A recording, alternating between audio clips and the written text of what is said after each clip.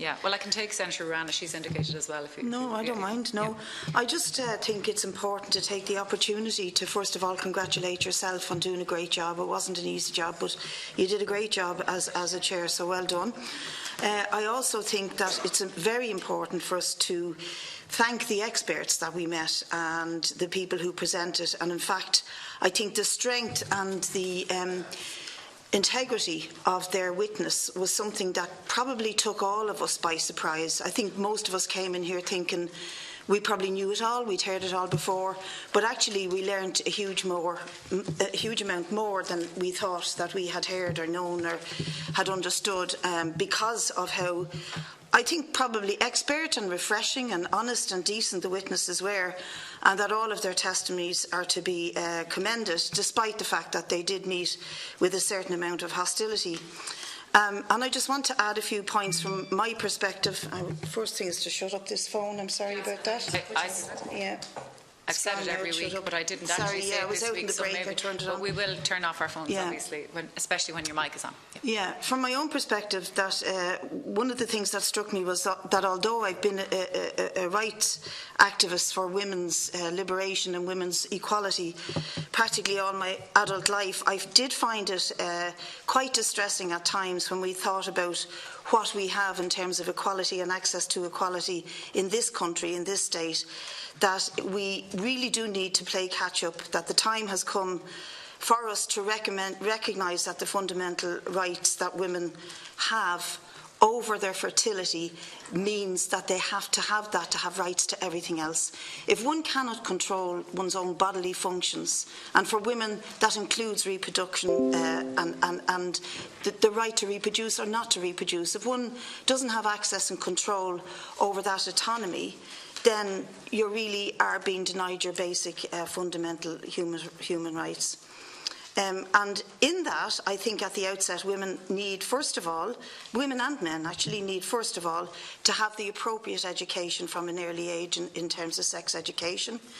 And we have learned from the experts here from the Department of Education that they do indeed provide a set of educational tools for children at an early age, but that those tools are trumped by the ethos of the institutions that run the schools, and that in this country means 94% of national schools are run by the Catholic Church. So the ideas of the Catholic Church trump the idea of the full access to proper health education. And that means that if the Catholic Church does not approve of the pill, of condoms, of coils, of caps, then children are not going to learn about the use of these things at an early age.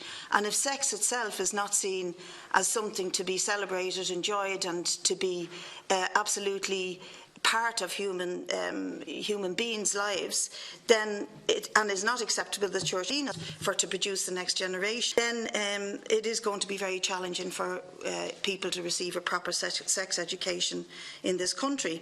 After that, when women do seek contraception, being able to afford it is often a problem. And more workers are part-time, are precarious, and most of them are women, faced with low pay and faced with issues to do with exorbitant costs for accommodation, etc., etc. And on top of this, then having to pay quite a lot of money just for, probably in the region of €25 a week at a minimum for the pill, and all things taken into account, regular doctor's visits, etc., you're probably looking at €150 to €200 every 6 months on top of everything else they have to meet. So the question of access to sex education when you're young and then contraception when you're sexually active, I think, have to be considered in the context of this entire discussion about the reproductive rights of women and where that is situated in the Constitution. Personally, and I don't want to personalise this, when I was a young woman, I found myself pregnant when contraception failed me. And I only knew that that was the case after I felt sick every morning and missed periods. But when I discovered that I was pregnant and did not want to be in the least bit, the only option for me was to go to England. This was shortly after the 8th Amendment was inserted into the Constitution, and I was lucky that I had a lot of friends and my sisters who had fought in that referendum and who fully supported the decision that I made and the choice that I took, and therefore both morally and financially in every which way helped me. But I've also known that there have been countless women in this country who have faced crisis pregnancies. Crisis pregnancy doesn't mean unplanned, it means unwanted, and who haven't been able, or as lucky as I was, to have that support, to have access to finances, to be able to take a few days off work and to have the backup of family and friends and partner to do so. And so numerous and countless women have gone through that lack of access and that lack of solidarity, the notion of shame and an inability to discuss it and be open about it has dominated women's lives throughout the last decades and probably further. But I think that the first thing we should try to recognise, and I am appealing to people in this committee who have been on the receiving end of total opposition to what we're trying to do here, I'm appealing them to recognise that Ireland has fundamentally changed, and that it's regrettable that they can't really face up to that, but there are a whole new generation of young Irish men and women in particular who simply will not accept the old order and are just, saying, it is my body, you're not the boss of me, I want to control my own body. And that is what's pushing this forward, this initiative, the Citizens' Assembly and this committee forward. And then on top of that, they're also influencing the other generation, which did feel the fear and shame, surrounded them all their lives, and also the lack of access. And this is shown to us by the vibrant demonstrations, opinion polls, and often the openness with which we can have this conversation at last and with which we can consider all the issues that surround it. I want to thank the Citizens' Assembly for doing a great job. Although I opposed the idea of it because I think a lot of people in this country see the apparatus of the Citizens' Assembly and then this committee as being a delaying tactic. I just watched a video from the young men and women who are involved in strike for repeal, where they're asking us to please move on, hurry up, we need our rights, we need a referendum on repeal the 8th. And that is exactly my sentiment. But despite that, the randomly chosen citizens by the Red C poll did a great job in reflecting this new Ireland and the desire for change and the desire for equality among women. We have to vote next week on all of these outcomes, and clearly, as somebody who would advocate for free, safe, legal abortion in this country, I will be voting for repeal simpliciter, and I will be voting to back all of the recommendations of the Citizens' Assembly and probably put in an amendment to a number of them. But I do think that we should also strongly consider making a recommendation to the Dáil or the Oireachtas on the question of criminalisation. I mean, it's bad enough to have to put up with the stigma, the shame, the lack of access, particularly if you're a migrant or you're living in direct provision or you're poor, or as I described earlier on, living on, as an awful lot of the population do, on low pay with difficult access.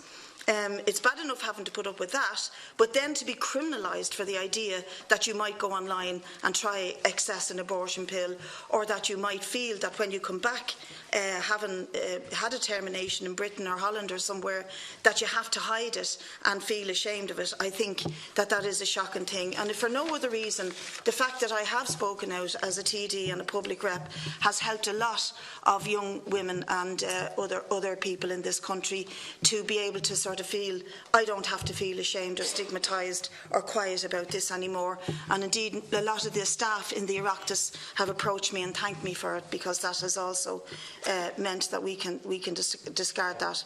On the wording of the referendum, I really do believe that a simple choice put to the population, people are not stupid, they can make up their own minds, and we will have quite a debate about it, I'm sure, but we do have to say quite simply to people, do you want to repeal the 8th Amendment, or if you put it in terms of remove Article 43.3 from the Constitution, yes or no. I think anything else would do a disservice to the women of this country and to the people of this country who are intelligent enough to know when the waters are being muddied or anybody's attempting to hoodwink them.